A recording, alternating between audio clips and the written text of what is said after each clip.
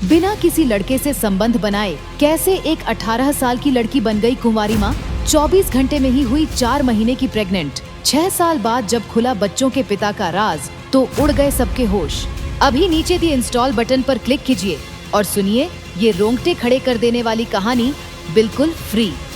अनिका, तुम यहाँ? पर तुम तो 6 साल पहले गायब हो गई थी। मैं कहीं गायब नहीं हुई थी पंकज, बल्कि मुझे मनाली छोड़ने के लिए मजबूर किया गया था। मजबूर किया था? पर किसने? मेरे अपने पापा ने। उन्हीं की वजह से 6 साल पहले मैंने अपना बच्चा खोया और फिर। ये कहते कहते अनिका चुप हो गई और पंकज हैरान होते हुए बोला, 6 साल पहले तो तुम सिर्फ 18 साल की थी अनिका, और जहाँ तक मुझे पता है तुम्हारा पति तो शादी के दिन ही तुम्हें छोड़कर चला गया था। तो फिर ये बच्चा? यही तो वो राज है पंकज, जिसका पता मैं आज तक नहीं लगा पाई हूँ। बिना किसी आदमी के संपर्क में आए मैं कैसे प्रेग्नेंट हुई, ये एक सवाल आज भी पहेली बना हुआ है मेरे लिए। अगर ऐसी बात है तो तुम फिक्र मत करो अनिका, इस पहेली को सुलझाने में मैं तुम्हारी मदद करूंगा। थैंक यू पंकज, मैं जानती थी तुम मेरा साथ जरूर दोगे, पर उससे पहले मुझे तुम्हारी एक और मदद चाहिए। हाँ बोलो। मुझे अपने बेटे को ढूंढना है। बेटे को? पर मैंने तुम्हारे सारे रिकॉर्ड चेक किए हैं। तुम्हारे घर वालों से लेकर पति तक ने पुलिस को एक ही बयान दिया है कि तुम्हें सिर्फ एक बेटी हुई थी। झूठ बोल रहे हैं वो लोग पंकज, सब मिले हुए हैं। तभी तो 6 साल पहले मेरे हंगामा करने पर मुझे इस शहर से दूर भेज दिया था उन लोगों ने। अगर ऐसा है तो मैं सच का पता लगाने की पूरी कोशिश करूंगा, पर जहाँ तक मुझे पता लगा है। क्या पता लगा है तुम्हें पंकज? यही कि तुम्हारे साथ 6 साल पहले जो कुछ भी हुआ उसकी जिम्मेदार कहीं ना कहीं डोगरा फैमिली है। कोई तो सच है जो सिर्फ वो लोग जानते हैं, खासकर कुणाल डोगरा, पर उस तक पहुंचना आसान नहीं है। आसान हो या मुश्किल, इस बार मैं अपने बेटे को ढूंढ कर रहूंगी, चाहे उसके लिए मुझे कुणाल डोगरा का ही सामना क्यों न करना पड़े। पर अनिका, कुणाल सिर्फ तुम्हारा एक्स हस्बैंड ही नहीं है, अब तो वो तुम्हारी छोटी बहन कामिनी का मंगेतर भी है। कहीं ऐसा ना हो कि कुणाल से बदला लेने के चक्कर में तुम अपने परिवार से ही भी अपना रिश्ता खराब कर बैठो। अरे वो लोग परिवार कहलाने के लायक ही कहाँ है पंकज? तुम्हें पता नहीं है मेरे परिवार ने मेरे साथ क्या क्या किया है। मेरी सौतेली बहन कामिनी, वो तो मेरी सबसे बड़ी दुश्मन है, और इस बार कुणाल के साथ साथ मैं उससे भी बदला लेकर रहूंगी। ठीक है निका, तुम्हारे इस इंतकाम में मैं तुम्हारा पूरा साथ दूंगा, पर फिलहाल मुझे जाना होगा। ये कहकर पंकज वहाँ से चला गया और अगले दिन सुबह अनिका ने कुणाल डोगरा से मिलने का प्लान बनाया और वो उसी कॉफी हाउस में पहुँच गई जहाँ कुणाल अक्सर अपने दोस्तों के साथ आया करता था। वैसे तो मनाली आने के बाद एयरपोर्ट पर अनिका और कुणाल की मुलाकात हो चुकी थी और उसके नए रूप को देखकर बिना उसे पहचाने कुणाल उस पर लट्टू भी हो गया था, और इसी बात का फायदा अब अनिका उठाना चाहती थी। इसलिए वो कैफे हाउस में एक टेबल पर बैठी कुणाल के आने का इंतजार करने लगी कि तभी कुणाल वहां आया और उसे देखते ही बोला, वाह, कल एयरपोर्ट पर मुलाकात हुई और आज यहाँ। कहीं आप मेरा पीछा तो नहीं कर रही? मेरे इतने भी बुरे दिन नहीं आए मिस्टर डोगरा कि मुझे लोगों का पीछा करना पड़े, वो भी एक शादीशुदा आदमी का। अनिका के मुंह से अपनी शादी की बात सुनकर कुणाल मुंह बनाकर बोला, मैं शादीशुदा हूँ, ये तुम्हें कैसे पता? मुझे क्या, पूरे मनाली शहर को पता है कि 6 साल पहले आपकी शादी नहीं, बर्बादी थी वो मोटी बदचलन बेशर्म, पता नहीं किसके साथ मुकाला कराया था उसने। वो जैसी भी है आपकी पत्नी है मिस्टर डोगरा। वो मेरी कुछ नहीं है, और वैसे भी कुछ ही दिनों में हमारा डिवोर्स हो रहा है। ओह, तो इसका मतलब आप फिर से सिंगल होने वाले हैं? मैं अभी भी सिंगल हूँ मिस। सॉरी, मैंने तो आपका नाम ही नहीं पूछा। रागिनी कपूर। Nice name. आप कहे तो हम कहीं और चलकर बातें करें? हाँ, क्यों नहीं। ये कहकर अनिका ने कुणाल का हाथ थामा और उसके साथ घूमने निकल गई।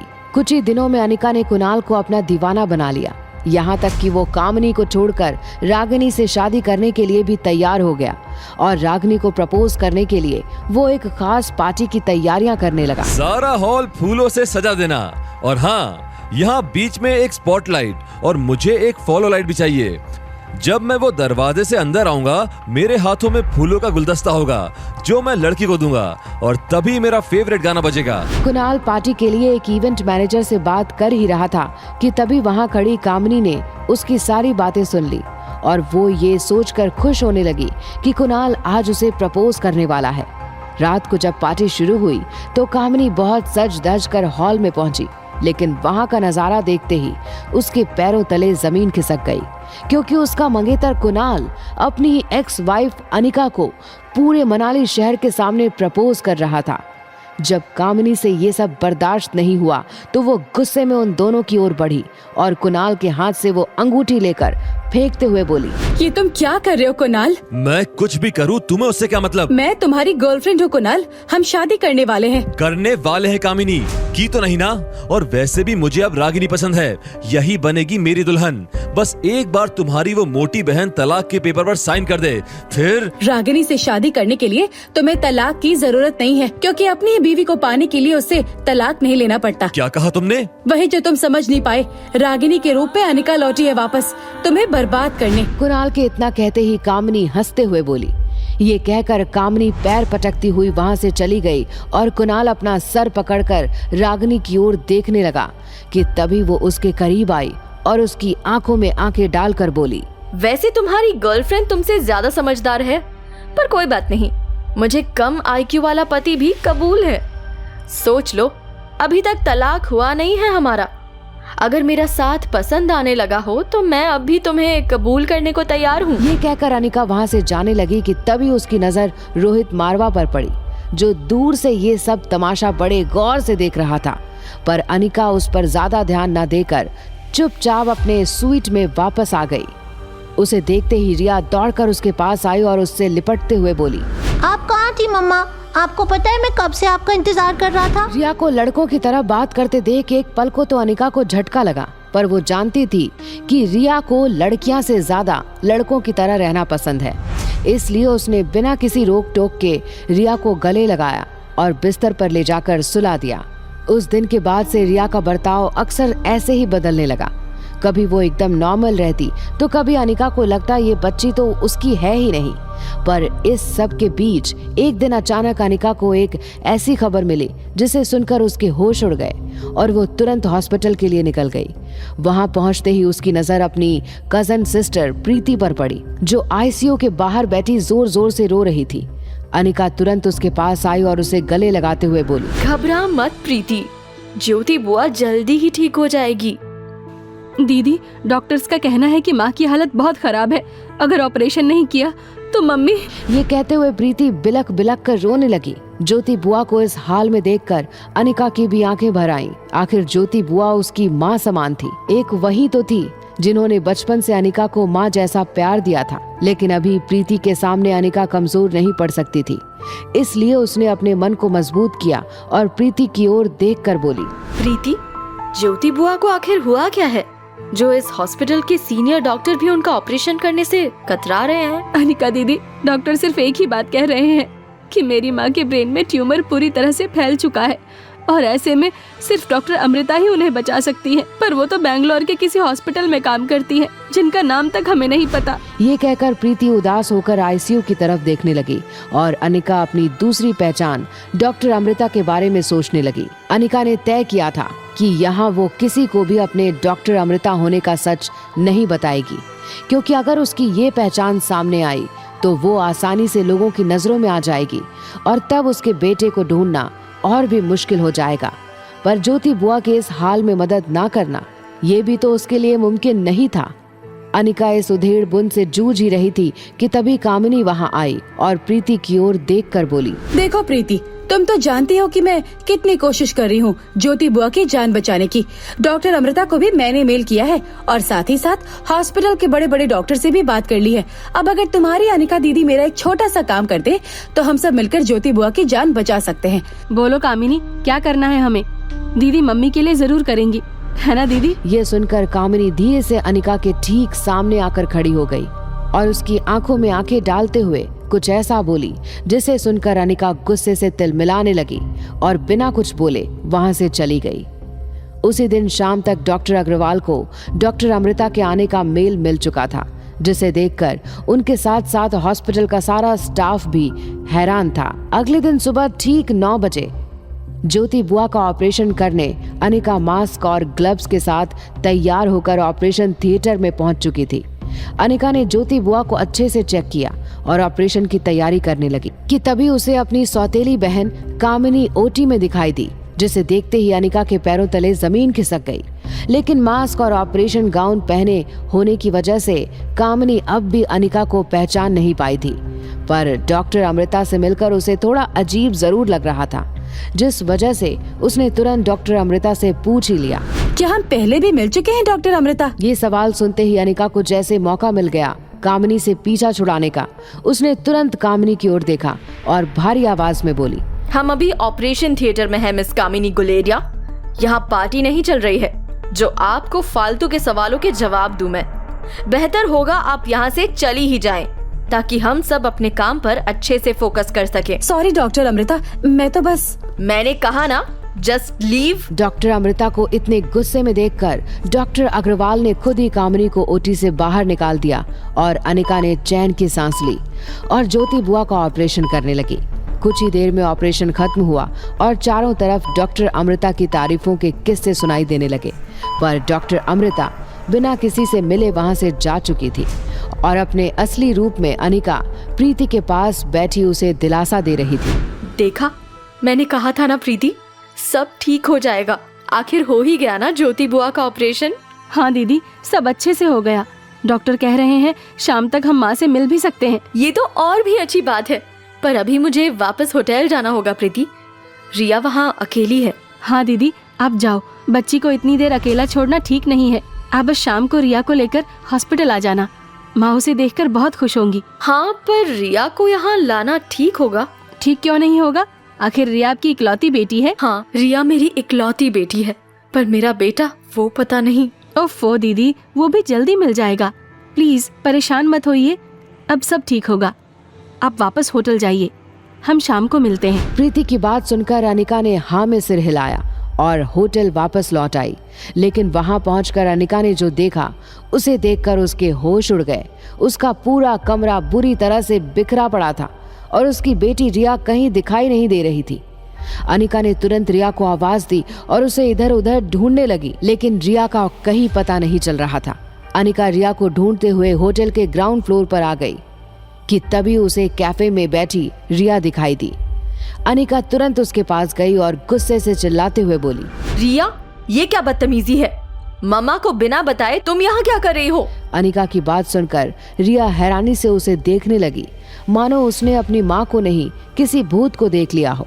ये देखकर अनिका दोबारा गुस्से से बोली, मैं कुछ पूछ रही हूँ रिया, जवाब दो उसका। वो मम्मा, मैं। रिया ने इतना कहा ही था कि तभी उसे सामने से आता रोहित मारवा दिखाई दिया, जिसे देखकर उसने तुरंत अनिका का हाथ पकड़ा और उसे अपने स्वीट में ले आई। रिया का ये बर्ताव देखकर अनिका दोबारा हैरान हो गई। रिया कभी ऐसी हरकतें और जिदें नहीं करती थी, पर पिछले एक हफ्ते में तो रिया जैसे बिल्कुल ही बदल गई थी। पर फिलहाल अनिका उसके इस बर्ताव के बारे में उससे बात नहीं करना चाहती थी, क्योंकि कहीं ना कहीं वो जानती थी गलती उसी की है। वो ही यहाँ आने के बाद अपने कामों में इतना बिजी हो गई कि रिया पर ध्यान ही नहीं दे पाई। इसलिए उसने बिना रिया को कुछ कहे उसे प्यार से गले लगाया और एक पैकेट उसकी ओर बढ़ाते हुए बोली, देखो तो मम्मा क्या लाई है अपनी गुड़िया के लिए। ये क्या है मम्मा? तुम्हारे लिए एक सुंदर सा ड्रेस, ताकि जब तुम अपनी बुआ नानी से मिलो तो एकदम प्रिंसेस लगो। बुआ नानी? हाँ बेटा, अब इसे पहनकर जल्दी से तैयार हो जाओ, हमें हॉस्पिटल तुम्हारी बुआ नानी से मिलने जाना है। अनिका के ये कहते ही रिया ने वो ड्रेस खोलकर देखी और उसे देखकर बुरा सा मुंह बनाते हुए बोली, मम्मा मुझे नहीं पहनना ये फ्रॉक। क्यों नहीं पहननी? तुम्हारे उम्र के सब बच्चे ये पहनते हैं। जल्दी से इसे पहनो और तैयार हो, नहीं तो मैं खुद अपने हाथों से तैयार करूंगी तुम्हें। ये सुनकर रिया ने तुरंत अपनी ड्रेस उठाई और बाथरूम में घुस गई।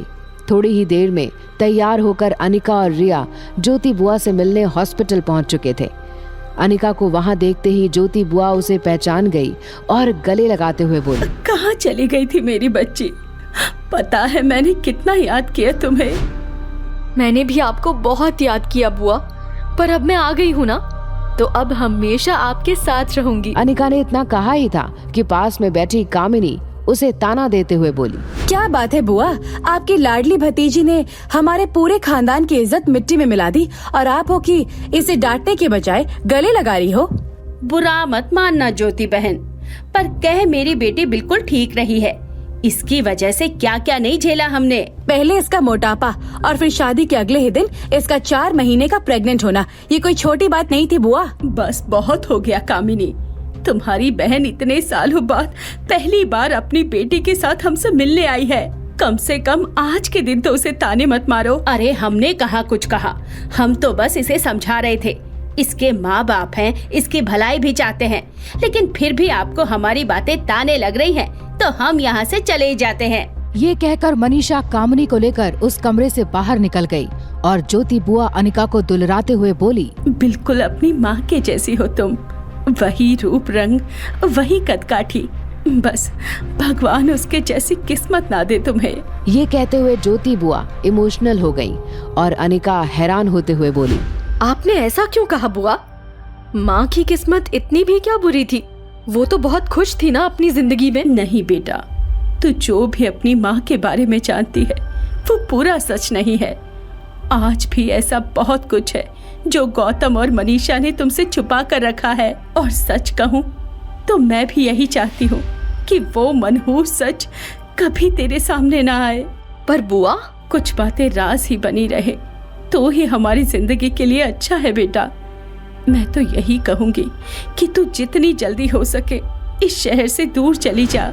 ये कहकर ज्योति बुआ वापस अपने बिस्तर पर लेट गई और अनिका रिया को लेकर उस कमरे से बाहर आ गई, जहां मनीषा और कामिनी पहले से ही उसका इंतजार कर रहे थे।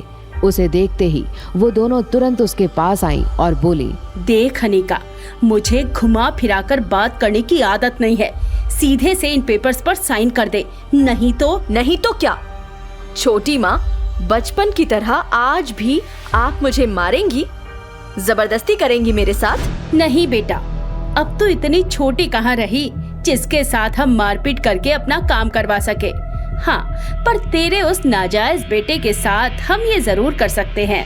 मेरा बेटा? हाँ, मेरे पास ही है वो, और अगर तूने अभी के अभी ये पेपर साइन नहीं किए तो वो भगवान के पास भी पहुंच सकता है। मनीषा के मुंह से ये सब सुनकर अनिका घबराते हुए बोली, नहीं, मेरे बेटे को कुछ नहीं होना चाहिए।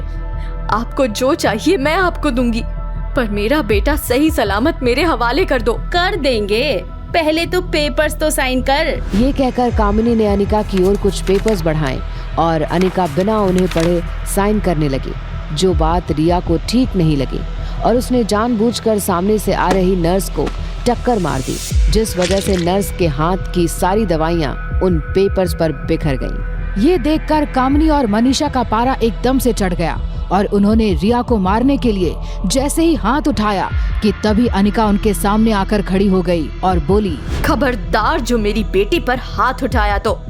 रही बात पेपर्स की तो वो दोबारा भी बन सकते हैं। वकील को बोलकर फिर से तैयार करवा लीजिए। जब पेपर्स बन जाएंगे मैं आकर साइन कर दूंगी। ये कहकर अनिका रिया को लेकर वहाँ से चली गई, लेकिन मनीषा के कहने पर कामिनी भी उनका पीछा करने लगी।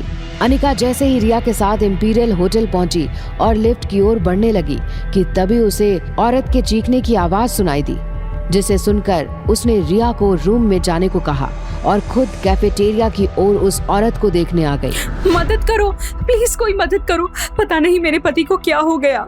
वो औरत इसी तरह लगातार चिल्लाए जा रही थी कि तभी कामिनी वहाँ आई और उस औरत की मदद करते हुए बोली, अरे लगता है इन्हें हार्ट अटैक हुआ है, आप पीछे हटिए, मैं एक मेडिकल स्टूडेंट हूँ, मुझे पेशेंट को चेक करने दीजिए। ये कहकर कामिनी ने उस आदमी की नब्ज चेक की तो उसकी पल्स बिल्कुल धीमी पड़ चुकी थी। कामिनी ने बिना कोई वक्त गवाए उस आदमी को CPR देना शुरू कर दिया, लेकिन तभी उसकी सौतेली बहन अनिका वहाँ आई और कामिनी को रोकते हुए बोली, पीछे हटो कामिनी, इस सब से कोई फायदा नहीं होने वाला है। ये सब करके तुम इनकी जान को और खतरे में डाल रही हो। ये क्या कर रही हो तुम? दिमाग खराब हो गया क्या तुम्हारा? तुम जानती ही क्या हो मेडिकल ट्रीटमेंट के बारे में जो मुझे ज्ञान दे रही हो? कामिनी, बहस करने का समय नहीं है, पीछे हटो। ये कहकर अनिका ने कामिनी को साइड धकेला और उस आदमी को दोबारा से चेक करने लगी कि तभी कामिनी गुस्से से चिल्लाई, ये लड़की 12th फेल है, इसे तो मेडिकल की बेसिक नॉलेज भी नहीं है। आप सब खड़े खड़े देख क्या रहे हैं? पीछे हटाइए इसे। कामिनी की ये बात सुनते ही उस आदमी की पत्नी अंजलि आगे आई और अनिका को अपने पति से दूर धकेलते हुए बोली, मेरे पति से दूर रह पागल लड़की, अगर उन्हें कुछ हुआ तो मैं तुझे छोड़ूंगी नहीं। अंजलि के इतना कहने पर भी अनिका रुकी नहीं।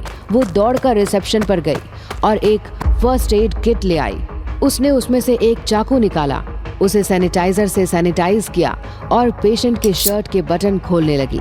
उसे ऐसा करते देख वहाँ खड़े सभी लोग हैरान रह गए और कामिनी गुस्से से तिलमिलाते हुए बोली, अरे कोई हटाओ इस पागल को, ये तो इलाज के नाम पर पेशेंट का मर्डर ही कर देगी। बचपन से ही सरफिरी है ये, पहले लोगों की भावनाओं से खेलती थी, अब जान से खेलती है। कामिनी की बात सुनकर एक दो लोग अनिका को हटाने के लिए आगे बढ़े, लेकिन उनके ऐसा करते ही अनिका जोर से चिल्लाई, पीछे हटो, खबरदार जो किसी ने मुझे रोकने की कोशिश की तो। अरे बेवकूफो, तुम्हारी वजह से इस आदमी की जान भी जा सकती है, हटो पीछे, मैं जो कर रही हूँ मुझे करने दो। ये कहकर अनिका उस आदमी के सीने को अपने हाथों से दबाने लगी और जहां उसे सबसे ज्यादा पानी का दबाव महसूस हुआ, वहीं एक झटके से उसने चाकू पेशेंट के सीने में घुसा दिया और उसके ऐसा करते ही उस आदमी के सीने में खून बहने लगा, जिसे देखकर उसकी पत्नी जोर जोर रोने लगी।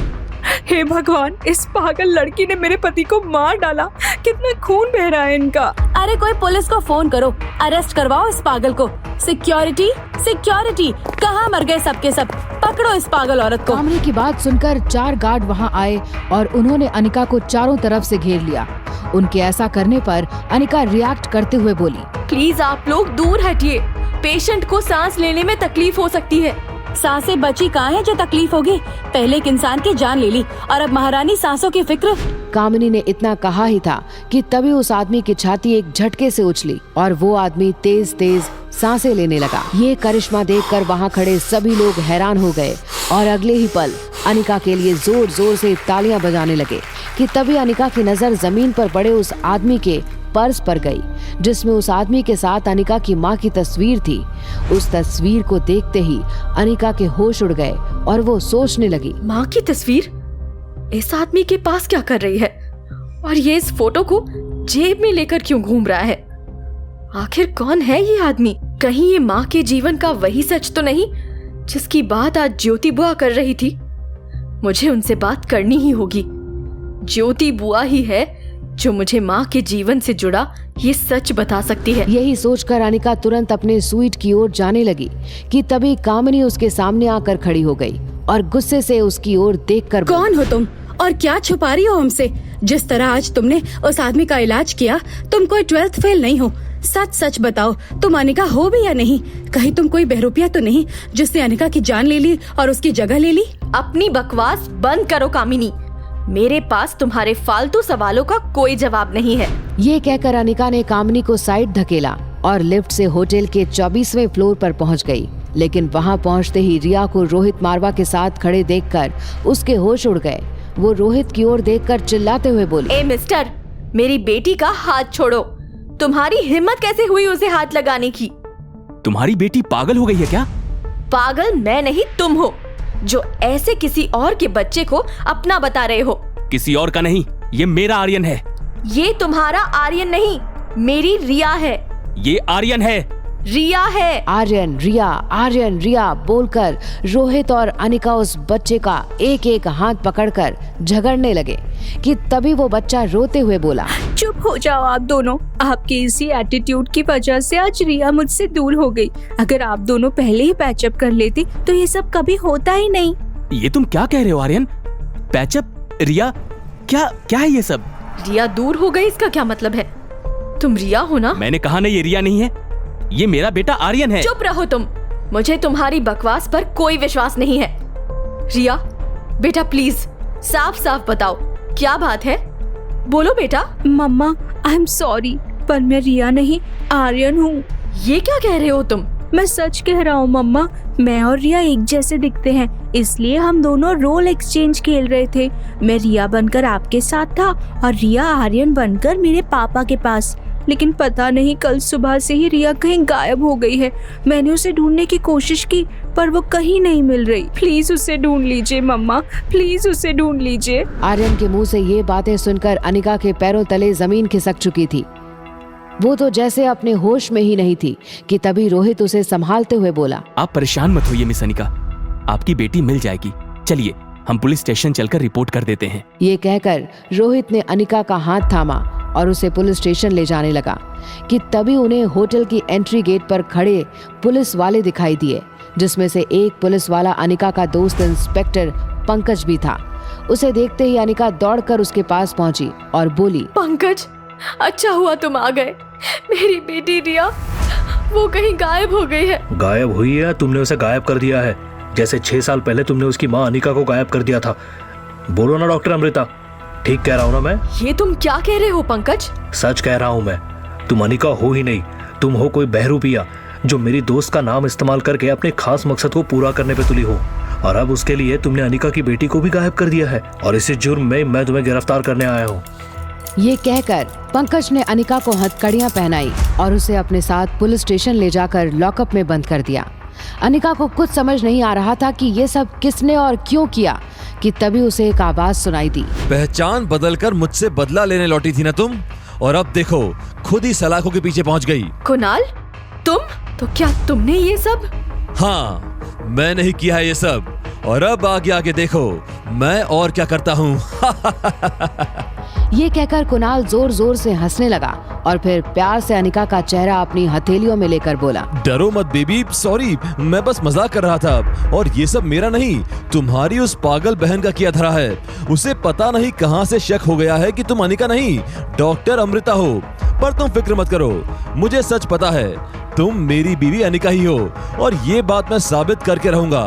मैंने वकील साहब से बात कर ली है, वो बस आते ही होंगे तुम्हारे जमानत के पेपर्स लेकर। कुणाल ने इतना कहा ही था कि तभी कामिनी भी पुलिस स्टेशन पहुंच गई और अनिका और कुणाल को साथ में देखकर गुस्से से तिलमिलाते हुए बोली, इसने तुम्हें इतना बड़ा धोखा दिया और तुम हो कि इससे मिलने पुलिस स्टेशन तक चले आए। अनिका मेरी बीवी है कामिनी, और जिंदगी के हर मोड़ पर उसका साथ देना मेरा फर्ज है। लगता है इसके धोखे का तुम्हारे दिमाग पर ज्यादा ही गहरा प्रभाव पड़ा है, तभी तो तुम्हें अच्छे बुरे का फर्क भी समझ नहीं आ रहा है। मुझे सब समझ आ गया है कामिनी, और मैंने तय कर लिया है कि मुझे अनिका के साथ अपनी शादी को खत्म नहीं करना, बल्कि अब मैं अपने रिश्ते को एक और मौका देना चाहता हूँ। किस मौके की बात कर रहे हो तुम? अब तक तो इसके नाम से भी नफरत करते थे, और अब जब ये वजन घटाकर अपना हुलिया बदल कर वापस आ गई तो तुमने अपना असली रंग दिखा दिया। हाँ, तो अब वक्त आ गया है, तुम भी अपना असली रंग दिखाओ। जीजा हूँ मैं तुम्हारा, अपनी हद में रहा करो। जीजा माय फुट, तुम मेरे मंगेतर हो। हाँ, तो मैं ये मंगनी तोड़ता हूँ, चलो निकलो यहाँ से। ये बोलकर कुणाल ने कामिनी को वहाँ से भगा दिया और कुछ ही देर में अनिका को बेल दिलवाकर वो वापस अपने घर लौट गया। लेकिन अनिका के मन में अब भी कई सवाल चल रहे थे। उसमें से सबसे जरूरी सवाल था, आखिर उसकी बेटी रिया कहाँ है? और इस सवाल का जवाब ढूंढने के लिए अनिका अपने घर गुलेरिया मेंशन पहुंच गई। लेकिन वहां पहुंचते ही उसने जो देखा, उसे देखकर उसके पैरों तले जमीन खिसक गई, क्योंकि उसके घर में वही कपल खड़ा था जिसकी मदद अनिका ने एक दिन पहले इंपीरियल होटल में की थी, और उसी आदमी की वॉलेट में अनिका को अपनी माँ की तस्वीर मिली थी। उस कपल को वहां देखकर अनिका सोच में पड़ गई, आखिर ये दोनों है कौन, और मेरी माँ की तस्वीर इनके पास क्या कर रही थी? अनिका ये सोच ही रही थी कि तभी उसे अपनी सौतेली माँ मनीषा की आवाज सुनाई दी। कौन हो तुम लोग, और ऐसे कैसे हमारे घर के अंदर घुसे चले आ रहे हो? जी, मेरा नाम अंजलि मल्होत्रा है। ये मिस्टर गौतम गुलेरिया का घर है ना? हाँ, घर तो गौतम गुलेरिया का ही है, पर आप दोनों हैं कौन? पहले तो आपको कभी नहीं देखा। जी, मैं मिसेस गुलेरिया का बड़ा भाई किशन, और ये मेरी पत्नी। किशन के इतना कहते ही मनीषा उन दोनों को गुस्से से घूरते हुए बोली, मेरे भाई हो और मैं ही तुम्हें नहीं जानती। सच सच बताओ कौन हो तुम लोग, नहीं तो अभी पुलिस को बुलाकर तुम्हें अंदर करवाती हूँ। अरे बहन जी, हम सच कह रहे हैं, हम मिस्टर गुलेरिया की पत्नी स्वाति के भाई और भाभी हैं। ओ, तो मेरी सौतन के रिश्तेदार हो। सौतन? तो क्या गौतम ने स्वाति को छोड़कर आपसे? उसे छोड़कर नहीं, उसके मरने के बाद मुझसे शादी की है गौतम ने। वैसे सच कहूँ तो हमारा अफेयर स्वाति के जिंदा रहते ही शुरू हो गया था।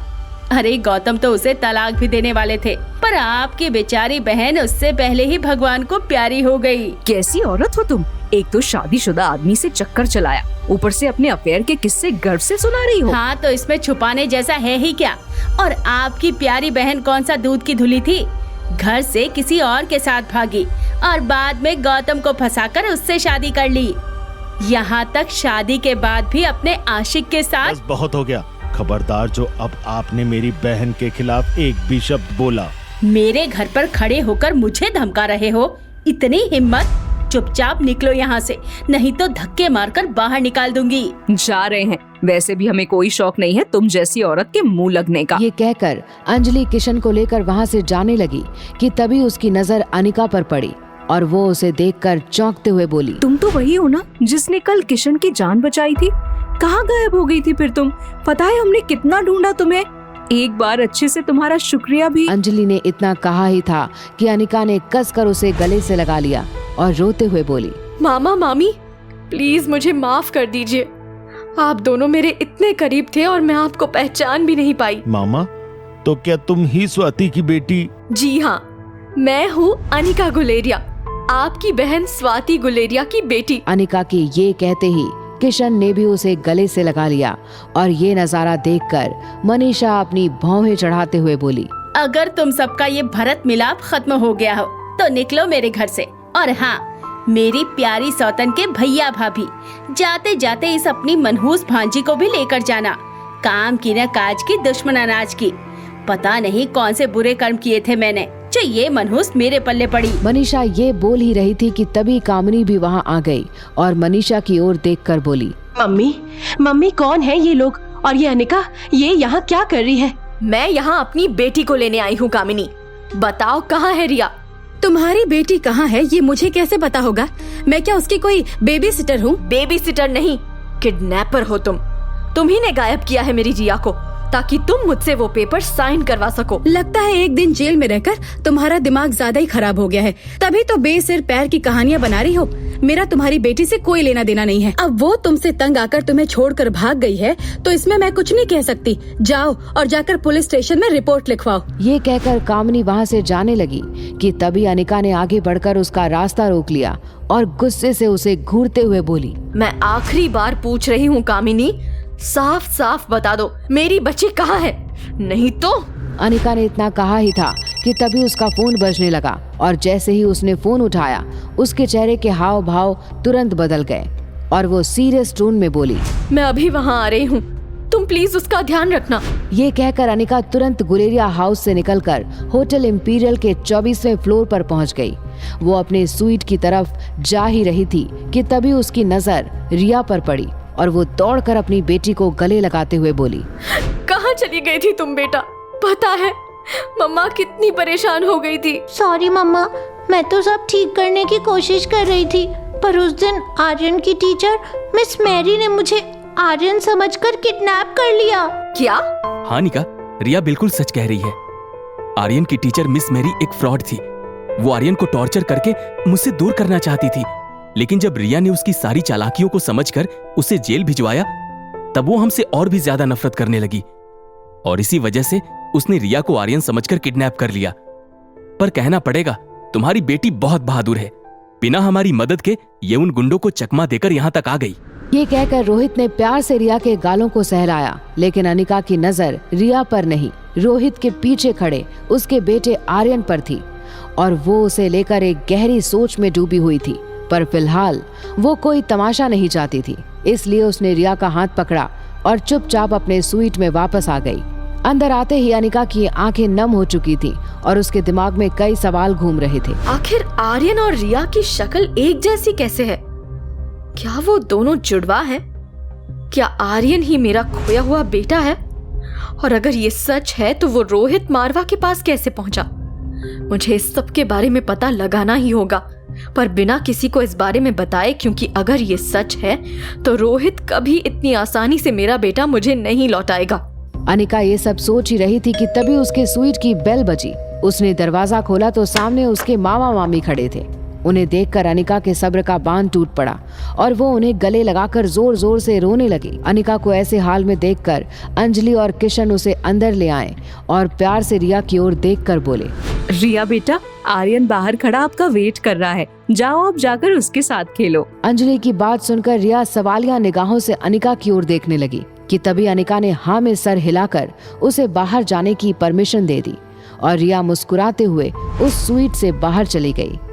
उसके जाते ही अंजलि ने अनिका को प्यार से गले लगाते हुए कहा, क्या हुआ बेटा, तू इतनी परेशान क्यों है? अंजलि के इस सवाल पर अनिका ने अपने अतीत और अपने बच्चों से जुड़ी हर बात अपने मामा मामी को बता दी, जिसे सुनकर किशन हैरान होते हुए बोले, तो क्या आर्यन तुम्हारा बेटा? मामा जी, अभी मैं यकीन से तो नहीं कह सकती, पर उसे और रिया को देखकर तो ऐसा ही लगता है कि आर्यन ही मेरा खोया हुआ बेटा है। तो क्या रोहित ने उसे? नहीं मामा जी, रोहित को देखकर तो नहीं लगता कि उसने आर्यन को किडनैप किया है, और उसके पास ऐसा करने की कोई वजह भी तो नहीं है। तो बेटा आखिर आर्यन रोहित के पास पहुंचा कैसे? यही तो वो सवाल है मामी, जिसका जवाब मैं किससे पूछूं, कुछ समझ नहीं आ रहा है। तू फिक्र मत कर अनिका, हम है ना, हम तेरी मदद करेंगे सच का पता लगाने में। वैसे भी हम इतने सालों से रोहित को जानते हैं, हम उससे बात करेंगे। अंजलि की बात सुनकर अनिका की आंखें फिर से नम हो गईं और वो मुस्कुराते हुए बोली, थैंक यू मामी, आज पहली बार ऐसा लगा है कि अब इस लड़ाई में मैं अकेली नहीं हूँ।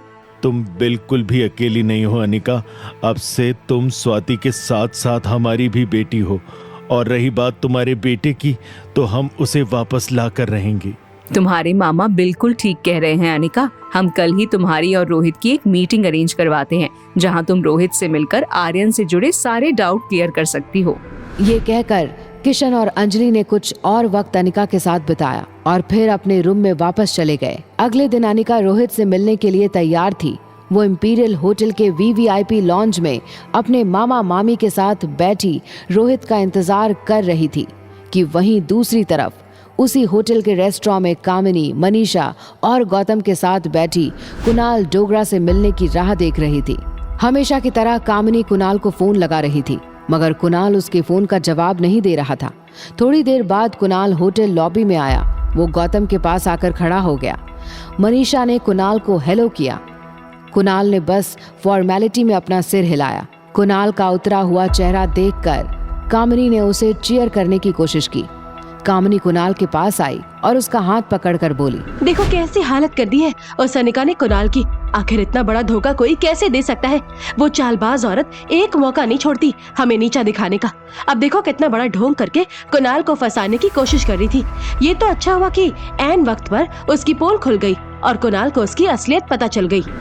कुणाल अब तक ये भी नहीं जान पाया था कि वो ज्यादा दुखी किस चीज से था, सबके सामने जो उसकी बेइज्जती हुई थी उस बात से, या इतने दिनों से उसने अनिका को नहीं देखा था उससे। कुणाल कुछ परेशानी में है ये देखकर गौतम ने उससे पूछा, क्या हुआ कुणाल, कोई टेंशन है? अगर कोई टेंशन है तो मुझे बताओ, if I can be offer some help. Kunal ने बड़े रूडली गौतम को जवाब दिया, व्हाट कैन यू डू? आप क्या मदद कर सकते हैं मेरी? कुणाल का गुस्सा देखकर गौतम ने अपनी बात बदल दी। मेरा वो मतलब नहीं था कुणाल, मैं जानता हूँ तुम स्मार्ट हो, इंटेलिजेंट हो, तुम्हें किसी की मदद की कोई जरूरत नहीं, तुम्हें टेंशन में देखा इसलिए पूछ लिया। कुणाल इस वक्त किसी से कोई बात करने के मूड में नहीं था, ना ही वो गौतम के परिवार से मिलना चाहता था। उसके परिवार का हुक्म था, इसलिए वो बस इन्हें मिलने चला आया था। तभी कुणाल को उसके एक बिजनेस एजेंट का फोन आया। उस बिजनेस एजेंट ने कुणाल से कहा कि दिल्ली वाले मल्होत्रा इस वक्त मनाली में होटल इंपीरियल की वीवीआईपी रूम में किसी से मीटिंग कर रहे हैं। ये बात सुनते ही कुणाल के चेहरे पर चमक आ गई। दिल्ली के मल्होत्रा अक्सर अपने रॉ मटेरियल मनाली से ही मंगवाते थे, मगर उनका कॉन्ट्रैक्ट सिर्फ मारवा ग्रुप ऑफ इंडस्ट्रीज के साथ ही फिक्स था। कुणाल जानता था कि अगर किसी तरह वो मल्होत्रा को अपनी ओर कर ले तो डोगरा खानदान 1 या 2 साल में ही मनाली का सबसे पैसे वाला खानदान बन जाएगा। यही सोचकर कुणाल अपनी जगह से उठा और स्टेयर केस से नीचे की ओर उतर गया। 3rd फ्लोर पर आते ही उसने बेल बॉय से पूछा, वीवीआईपी रूम कहाँ है? बेल बॉय ने उसे कॉरिडोर राइट हैंड साइड जाने का इशारा किया। कुणाल किसी भी तरह मल्होत्रा को मिलकर उनसे डील करना चाहता था। वो जैसे ही कॉरिडोर में आगे चलने लगा, एक लड़की से टकराया। दोनों टकराकर एक दूसरे को सॉरी कहने लगे। तभी कुणाल ने देखा कि वो जिस लड़की से टकराया था वो अनिका थी। अनिका को देखते ही कुणाल को एक बात का पता चल गया था कि वो इतने दिनों से सिर्फ इसलिए डिप्रेस्ड था क्योंकि वो अनिका को मिस कर रहा था। वो सिर्फ इसी वजह से अपसेट रहता था क्योंकि वो अनिका का चेहरा नहीं देख पा रहा था। कुणाल को इस बात का यकीन हो चुका था कि वो अनिका से प्यार करने लगा था। कुणाल की यही बात उसे बिना पता चले उसके होठों पर आ गई और उसने एक लंबी सांस खींचकर अनिका से कह दिया। किसी फिल्मी हीरो की तरह कुणाल ने अनिका को प्रपोज कर दिया। मुस्कुराते हुए कुणाल को देखकर अनिका को उस पर घिन आ रही थी। अनिका के दिल में आया कि उसे एक थप्पड़ मार दे, मगर अनिका का स्वभाव ने उसके हाथ बांध रखे थे। कुणाल की बातों का बिना रिएक्शन दिए अनिका वहां से आगे चलने लगी। कुणाल पीछे से दौड़कर आया और फिर से अनिका का रास्ता रोक लिया। इस बार कुणाल अनिका के साथ ऐसी बातें करने लगा जैसे उसका हृदय परिवर्तन हो गया था और अब वो बिल्कुल शरीफ लड़का बन चुका था। कुणाल ने अपनी आवाज और आंखों में मासूमियत लाने की कोशिश की और अनिका से कहने लगा, देखो अनिका, उस दिन बॉल रूम में जो कुछ भी हुआ उसके बाद मुझे इस बात का एहसास हो चुका है कि अगर मैं किसी को सच्चे दिल से पसंद करता हूँ तो वो सिर्फ तुम हो। मुझे आज तक ऐसी फीलिंग किसी के लिए नहीं आई।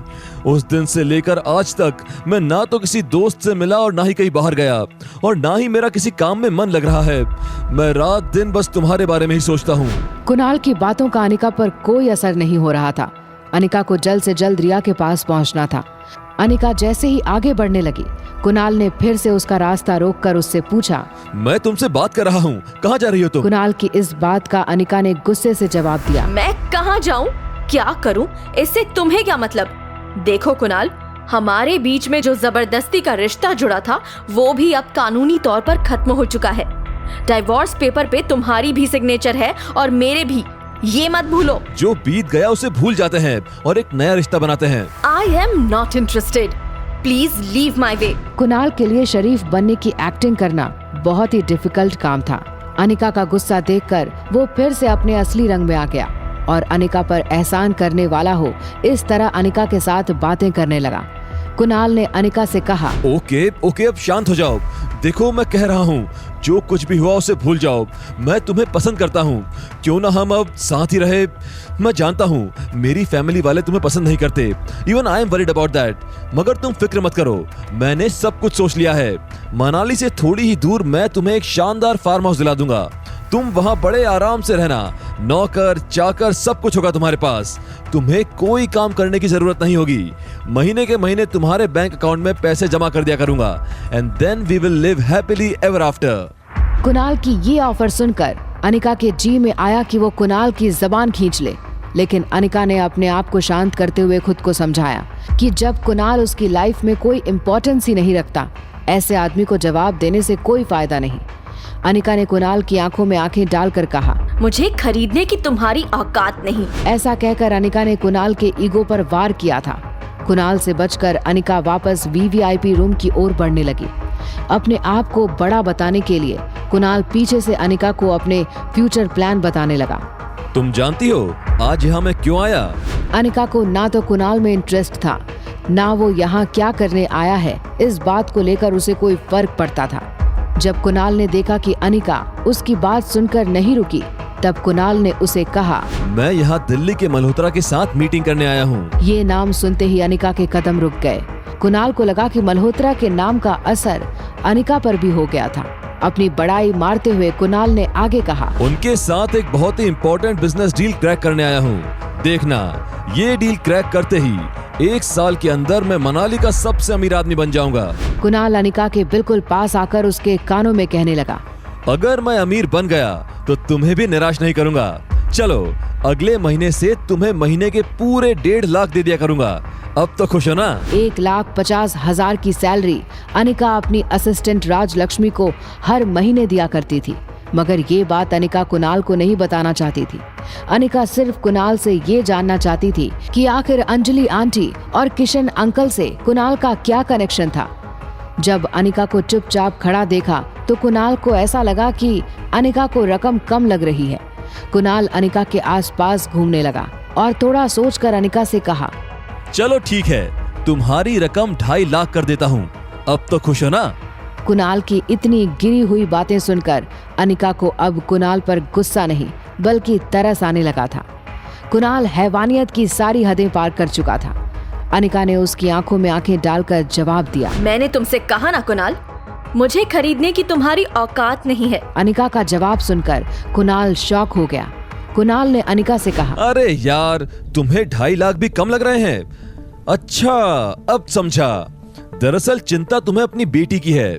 चलो, मैं तुम्हारी बेटी को अपनाने के लिए तैयार हूँ, मगर हाँ, उसे मैं अपना नाम नहीं दूंगा। वो जब बड़ी हो जाएगी उसकी शादी का सारा खर्चा भी मैं उठाऊंगा। उसके लिए एक अच्छा सा दूल्हा ढूंढेंगे और उसकी शादी करवा देंगे। Don't worry about that. बस तुम्हें ये ध्यान रखना होगा कि कहीं आगे चलकर वो अपने आने वाले भाई बहनों के साथ कोई झगड़ा ना करे। डोगरा खानदान की प्रॉपर्टी पर सिर्फ हमारे बच्चों का हक होगा, उसका नहीं। अगर तुम्हें मेरी ये शर्त मंजूर है तो मैं तुम्हारी हर बात माफ करके तुम्हें अपनाने को तैयार हूँ। कुणाल अनिका को माफ कर देगा, ये बात सुनकर अनिका को बहुत अजीब लगा। उसने बहुत हैरानी से कुणाल की ओर देखा और उससे पूछा, तुम मुझे माफ कर दोगे? Are you out of your mind? Kunal ने अनिका की इस बात का भी बिल्कुल उल्टा मतलब निकाला।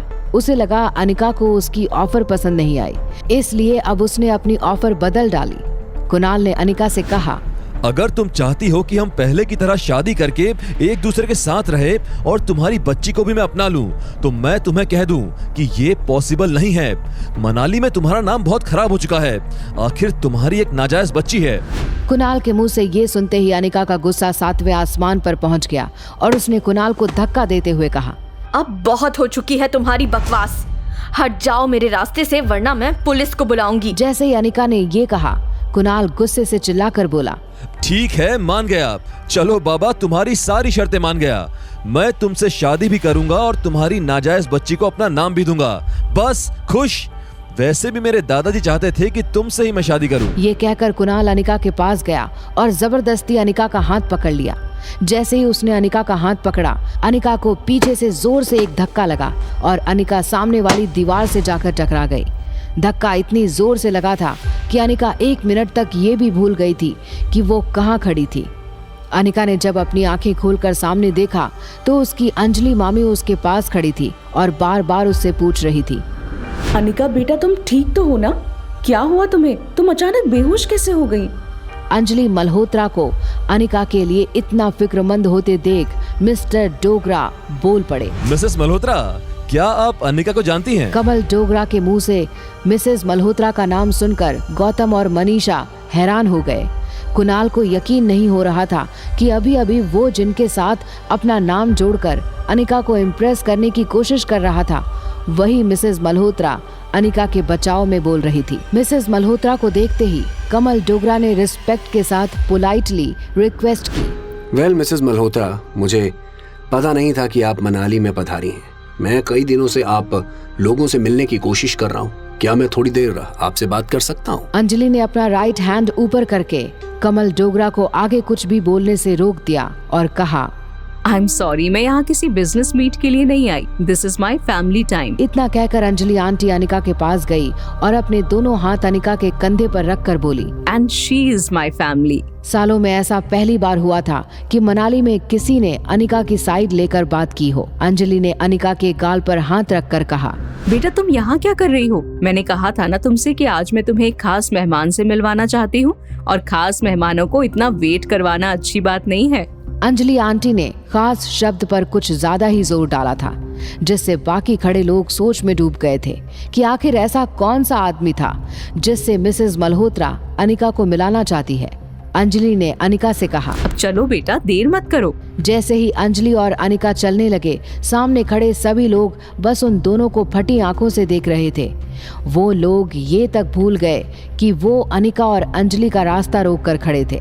अंजलि ने सबको रिक्वेस्ट करते हुए बड़े पोलाइटली कहा, please now will you excuse अस। जैसे ही अनिका और अंजलि कॉरिडोर में आगे चलने लगे, अनिका ने देखा कि ठीक सामने रोहित मारवा खड़ा था। रोहित को वहां देखते ही कमल डोगरा, कुणाल डोगरा और गौतम का परिवार ये समझ गया था कि मिसेस मल्होत्रा जिस खास इंसान से अनिका को मिलवाना चाहती थी, वो और कोई नहीं बल्कि मारवा इंडस्ट्रीज का इकलौता वारिस रोहित मारवा था। कामिनी ये देखकर ईर्ष्या से झुलस गई थी। उसने इतनी जोर से अपनी मुट्ठी किसी की, उसकी उंगलियों के लंबे नाखून टूट गए। वीवीआईपी रूम में अंजलि, अनिका और रोहित बैठकर बातें कर रहे थे कि तभी अंजलि ने रोहित से कहा, माफ करना रोहित, वो बाहर मैंने उन लोगों के सामने जो कुछ भी कहा वो बस उन्हें जलाने के लिए कह दिया था। Please don't mind about it. कोई बात नहीं आंटी, वैसे भी अच्छा ही हुआ आपने मुझे आज मिस अनिका के साथ लंच के लिए इनवाइट किया। मुझे इनसे कुछ जरूरी बात करनी है। रोहित के ये कहते ही अनिका सोच में पड़ गई। आखिर ऐसी कौन सी बात है जो रोहित मुझसे करना चाहता है? कहीं इसे पता तो नहीं चल गया कि मैं आर्यन के बारे में इससे पूछताछ करने वाली हूँ? अनिका ये सब सोच ही रही थी कि रोहित दोबारा बोल पड़ा, मिस अनिका, वो मुझे आपसे एक फेवर चाहिए था। जी बोलिए ना, क्या मदद कर सकती हूँ मैं आपकी? वो मेरी दादी पिछले 1 साल से बहुत बीमार हैं और डॉक्टर का कहना है कि अगर डॉक्टर अमृता उनका इलाज करें तो वो जल्दी ठीक हो सकती हैं। मैंने बहुत कोशिश की आपका अपॉइंटमेंट लेने की, पर कुछ बात नहीं बनी। तो अब आप यहाँ हैं और मुझे सब पता है, तो मैं आपसे रिक्वेस्ट करना चाहता हूँ कि आप अगर मेरी दादी से एक बार मिल ले तो। ठीक है मिस्टर मारवा, मैं आपकी दादी का इलाज करने को तैयार हूँ। आप कल ही उन्हें होटल बुलवा लीजिए। सॉरी मिस अनिका, पर आपको उनका इलाज करने के लिए मेरे साथ चंडीगढ़ चलना होगा। अगर ऐसा है तो ठीक है, मैं 2 दिन बाद चंडीगढ़ आऊंगी और आपकी दादी का ट्रीटमेंट करूंगी। Thank you miss Anika, thank you so much. सिर्फ थैंक यू से काम नहीं चलेगा रोहित, दादी के ठीक होने के बाद तुम्हें एक शानदार पार्टी देनी होगी। जी जरूर आंटी। वैसे अच्छा ही है अनिका, तुम चंडीगढ़ आ रही हो तो रोहित की दादी का इलाज करने के बाद तुम सीधा दिल्ली अपने घर चली आना। इसी बहाने हमें भी तुम्हारे साथ वक्त गुजारने का मौका मिल जाएगा। जब से तुम्हारी माँ घर छोड़कर गई थी, तुम्हारी नानी का रो रो कर बुरा हाल हो गया था। आज भी उनकी आंखों में बस एक ही चीज का इंतजार रहता है, कब उनकी बेटी घर वापस लौट कर आएगी। तुम उनसे मिलोगी तो उनकी बेटी को मिलने की उनकी इच्छा पूरी हो जाएगी। अंजलि की बात सुनकर अनिका सोच में पड़ गई। अचानक मिले रिश्तेदारों के साथ उनके घर पर रहना थोड़ा सा ऑड सा हो सकता था और रिया की शरारतों को ध्यान में रखते हुए उसे हाँ कहने में थोड़ी हिचक भी हो रही थी। मगर अंजलि मामी का प्यार देखते हुए वो उन्हें मना नहीं कर पाई और उसने दिल्ली आने की हामी भर दी।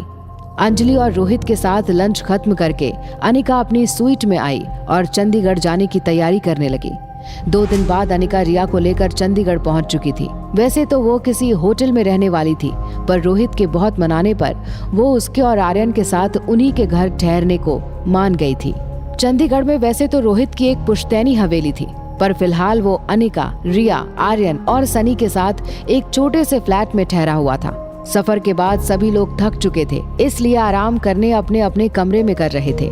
अनिका रिया को सुलाकर खुद सोने की कोशिश कर ही रही थी कि तभी उसे बाहर से कुछ आवाजें सुनाई दी।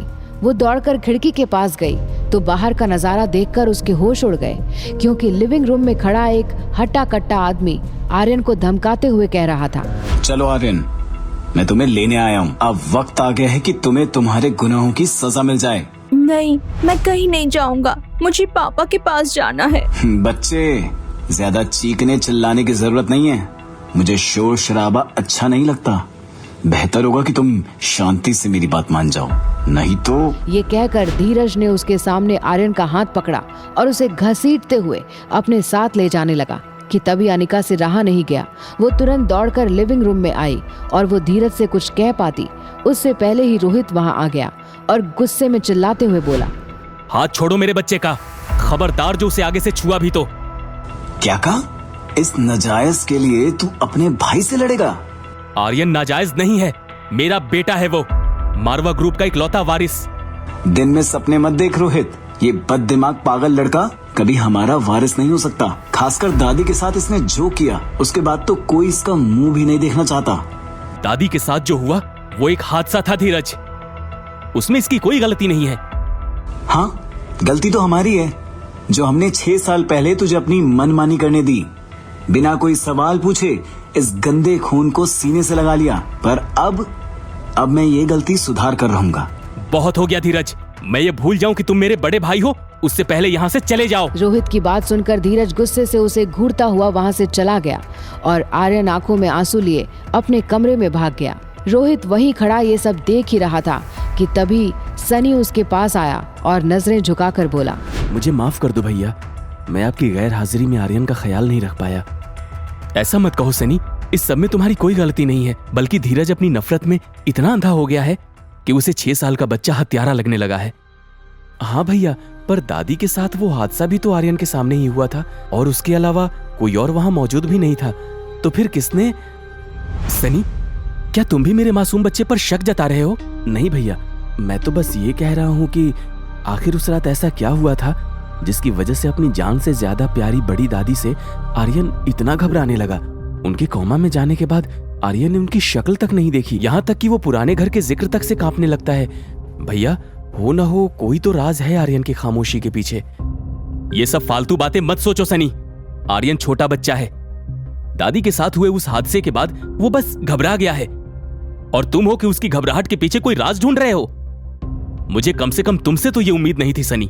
सॉरी भैया, मैं तो बस। सनी ने इतना कहा ही था कि तभी अनिका बीच में बोल पड़ी। क्या हुआ था आपकी दादी के साथ मिस्टर मारवा? अनिका को वहाँ देखकर रोहित हैरान होते हुए बोला, कुछ खास नहीं, बस वो सीढ़ियों से फिसल गई थी, उसके बाद से वो कोमा में है। अगर ऐसा है तो सनी और वो आदमी जो यहाँ आए थे वो किस बारे में बात कर रहे थे? क्या आपने आर्यन को गोद लिया है मिस्टर मारवा? क्या आर्यन आपका बेटा नहीं है? कौन है आर्यन के असली माँ बाप? क्या आप उन्हें जानते हैं? बस बहुत हो गया मिस अनिका, मैं आपको यहाँ लाया हूँ ताकि आप मेरी दादी का इलाज कर सकें। मेरे फैमिली मैटर से आपको कोई लेना देना नहीं है। लेना देना तो है मिस्टर मारवा, क्योंकि जिस बच्चे को आप 6 साल से अपने सीने से लगाए घूम रहे हैं उसे मैंने जन्म दिया है। ये क्या बकवास कर रही हो तुम? मैं कोई बकवास नहीं कर रही मिस्टर मारवा। आर्यन मेरा बेटा है, रिया का जुड़वा भाई, जिसे 6 साल पहले आपने हॉस्पिटल से चुराया था। पर अब मैं सच जान चुकी हूँ और अपने बच्चे को भी मैं ये सच बता कर रहूंगी। ये कहकर अनिका आर्यन के रूम की तरफ जाने लगी कि तभी रोहित उसे रोकते हुए बोला, रुक जाओ अनिका, प्लीज रुक जाओ। आर्यन से कुछ मत कहो, अगर उसे पता चला तो तुमसे नफरत करेगा और यही करना चाहिए उसे। तुम एक नंबर के झूठे हो रोहित। तुमने मेरे बच्चे के साथ बहुत गलत किया है और ये सच मैं उसे बताकर ही रहूंगी। ये कहकर अनिका जैसे ही आर्यन के कमरे का गेट खोलने लगी कि तभी रोहित ने पास पड़ा फूलदान अनिका के सर पर दे मारा और वो बेहोश होकर जमीन पर गिर गई। उसे इस तरह गिरता देख सनी हैरान होते हुए बोला, भैया आपने ये क्या किया? अनिका की जान ले ली, अब क्या होगा? कुछ नहीं होगा, किसी को कुछ पता नहीं चलेगा। आज तक जैसे मैंने अपने हर गुनाह को दफनाया है वैसे ही इसे भी दफना दूंगा। आखिर किन गुनाहों की बात कर रहा था रोहित और अब क्या करने वाला है वो? क्या सच में अनिका की कहानी का यही है अंत? क्या रिया और आर्यन कभी जान पाएंगे अपने जुड़वा होने का सच? क्या रोहित ने ही चुराया था आर्यन को? और आखिर क्यों आर्यन की जान के पीछे पड़ा है धीरज? आखिर 1 साल पहले क्या हुआ था रोहित की दादी के साथ? इन सभी सवालों के जवाब जानने के लिए अभी डाउनलोड कीजिए पॉकेट FM ऐप और सुनिए मिस्ट्री, सस्पेंस और थ्रिल से भरी एक दिलचस्प कहानी, एक लड़की को देखा तो, बिल्कुल फ्री।